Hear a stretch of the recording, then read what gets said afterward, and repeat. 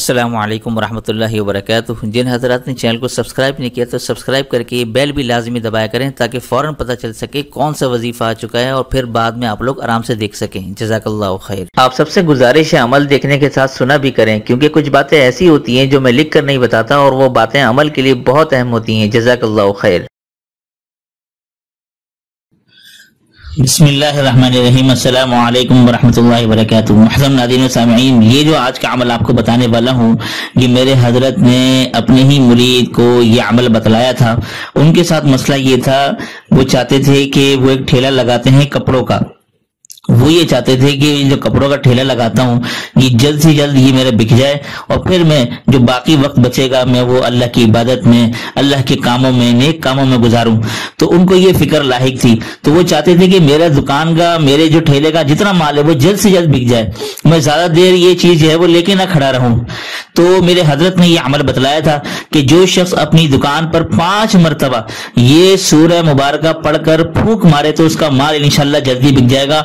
तो मैं आप तमाम लोगों को ये कहूंगा कि अगर आप लोग ज्यादा देर तक दुकान सिर्फ इस नियत से खोलते हैं कि मेरा माल अब तक बिका नहीं है, बिक जाएगा तो मैं घर जाऊंगा, तो ये अमल आज मैं आपको बता रहा हूं, ये करके देखें, इंशाल्लाह आपका माल बहुत जल्दी बिकेगा और ज्यादा देर तक दुकान में बैठने की नौबत नहीं आएगी इंशाल्लाह।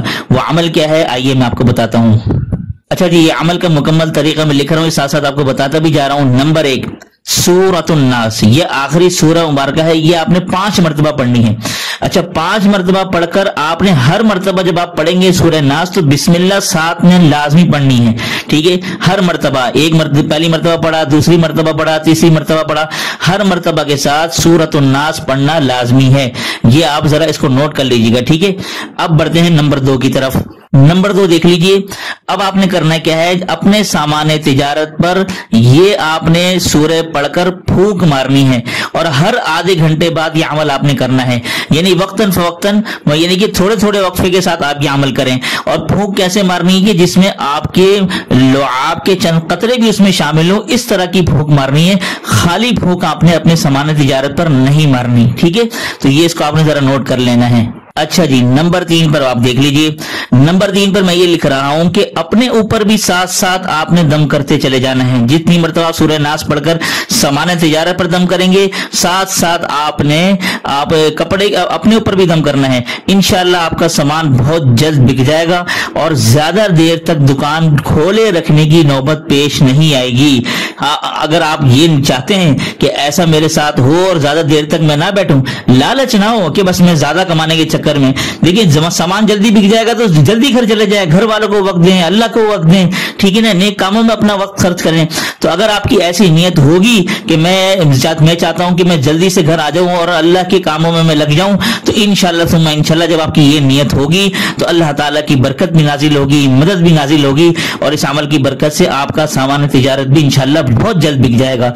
तो ये है आज का इतना जबरदस्त अमल, तो इस अमल से जरूर फायदा उठाएं। इंशाअल्लाह सुम्मा इंशाअल्लाह आपको बहुत फायदा होगा। और मैं आप सबके लिए दिल से दुआ करता हूं कि अल्लाह करीम जो इस अमल को इस नीयत से करे कि मेरा माल जल्दी बिक जाए और फिर अल्लाह के कामों में लग जाऊं, अल्लाह करीम इस अमल की बरकत से उनके सारे सामान तिजारत को जल्द से जल्द बिकवा दे और उनमें खूब खैर और बरकत डाले। आमीन या रब्बल आलमीन।